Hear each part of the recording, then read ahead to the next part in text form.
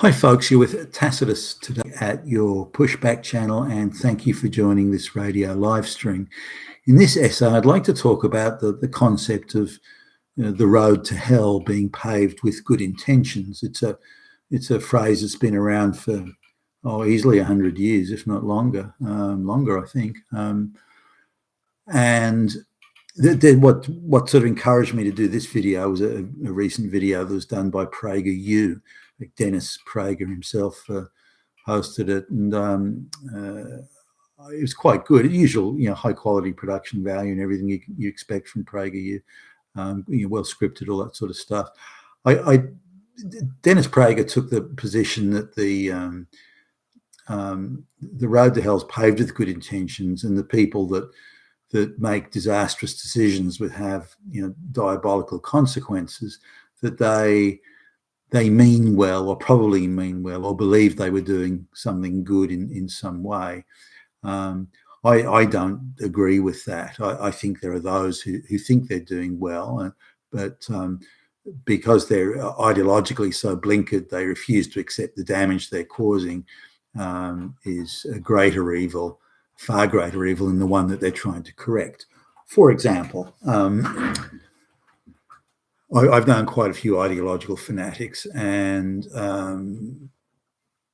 one was a lady who was quite prominent in the violence against women project. Now, there was this view that all women were suffering violence, beatings and thrashings and so on, and that every husband was not only a wife basher, but is also a pedophile, and was having sex with young daughters and that sort of thing.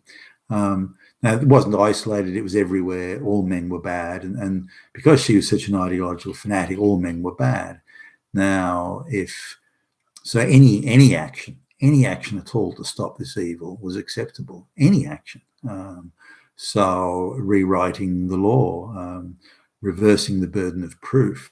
And if 1,000 or 10,000 or 100,000 innocent men were sent to prison or punished, then that was easily a price worth paying, because we're dealing with something ideological here.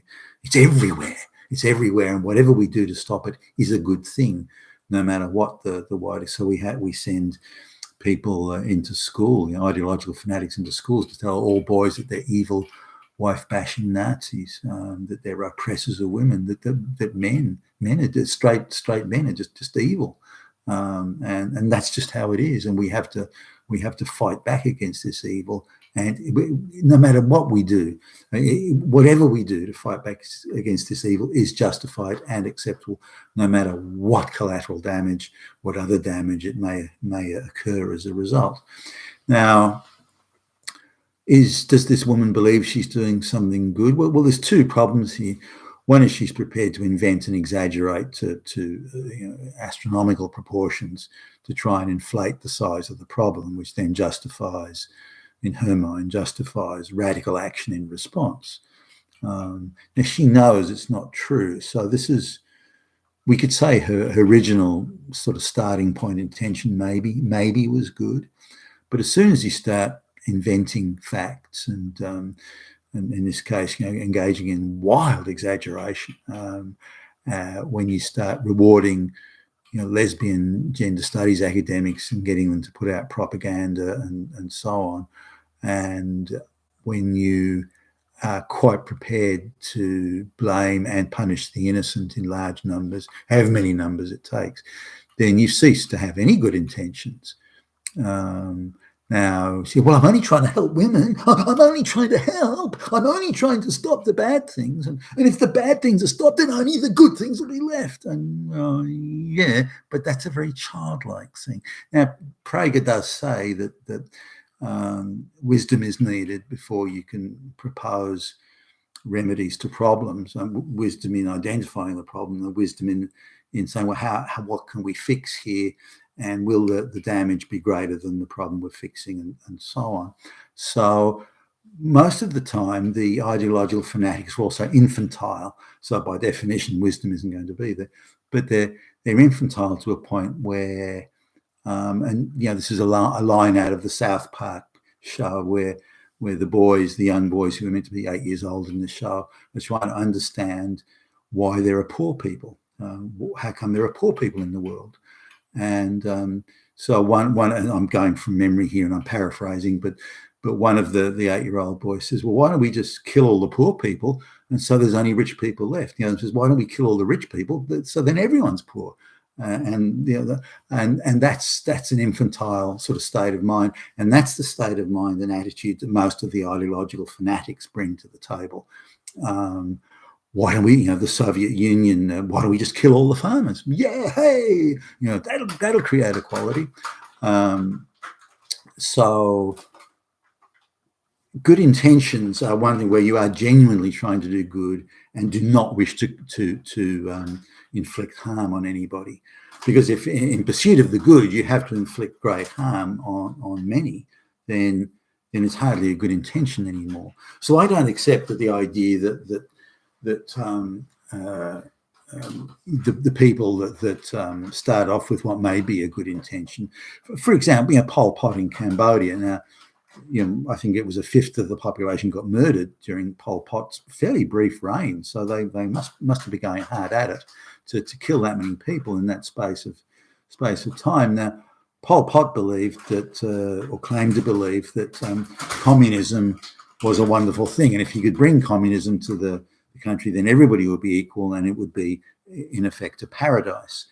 So if you're trying to create paradise and anyone opposes you or questions you even, then given the mission, the ideological fanaticism of the mission, you have every right to kill them and kill as many people as it takes to. Then you can even go and kill people who you think might not go along with it, might not appreciate it. You can kill them too. Now, once you've killed them, well, we have to kill their families. But I'm doing a good thing. I'm bringing I'm bringing equality. I'm creating a paradise on earth. The fact that I've got to kill millions of people, well, hey, it's a fucking price worth paying because I am doing good. See, I don't accept that either.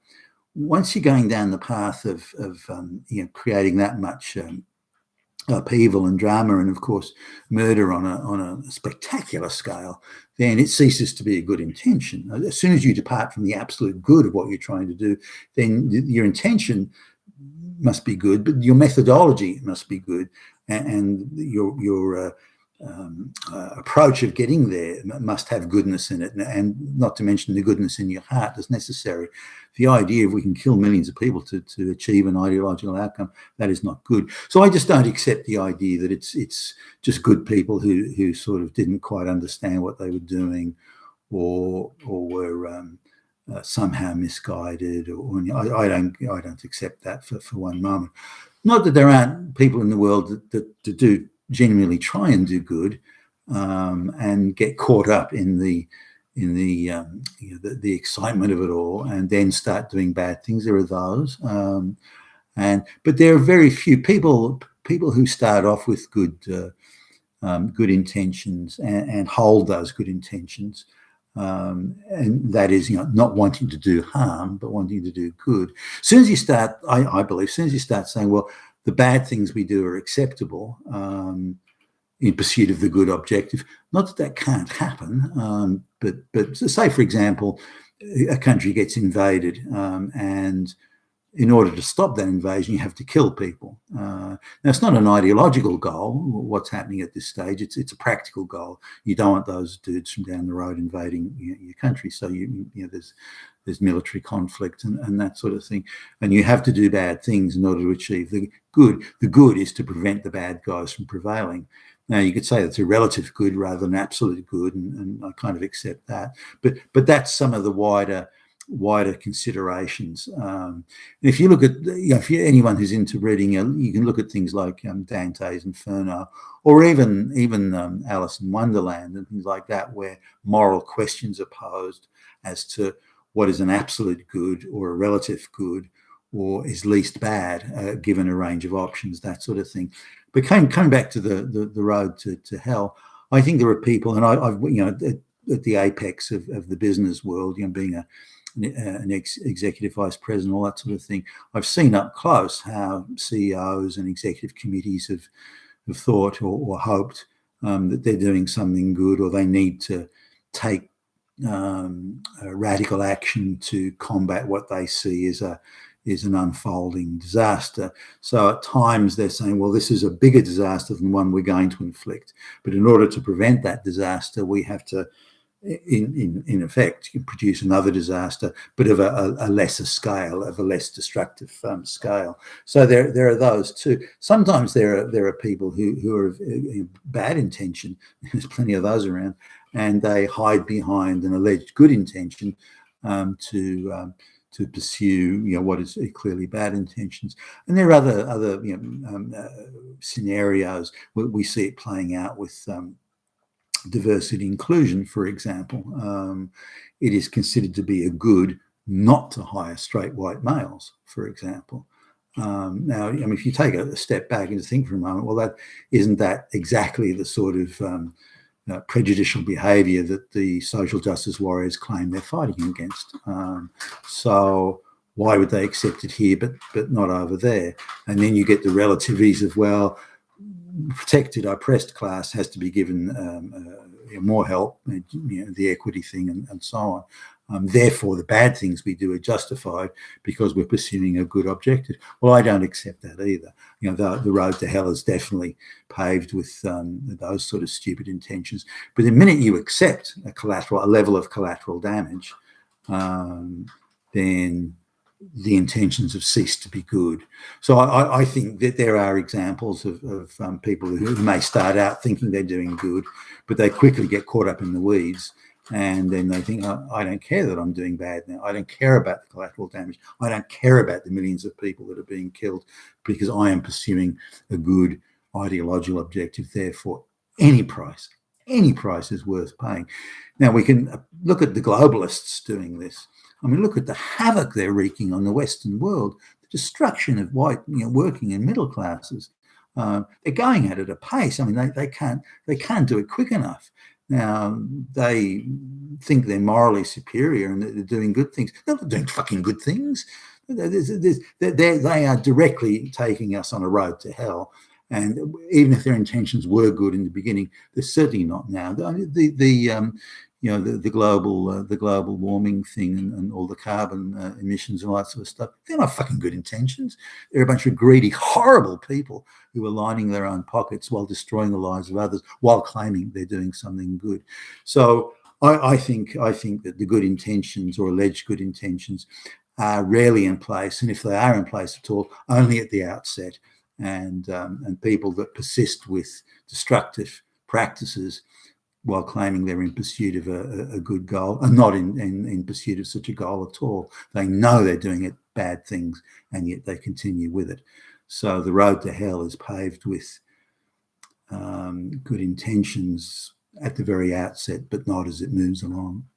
You've been a Tassos today, your Pushback channel, and thank you for listening.